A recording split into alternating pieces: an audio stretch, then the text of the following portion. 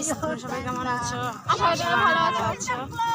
আর আমি অনেক ভালো আছি, মারা অনেক ভালো আছে, হয়তো হয়তো অনেকে হ্যাঁ আছে।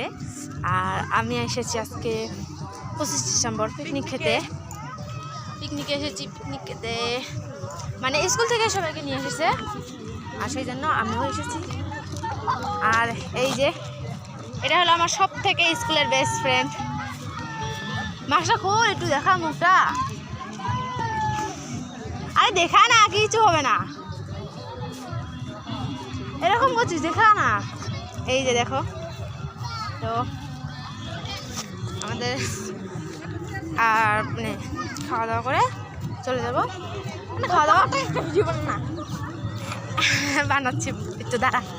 তো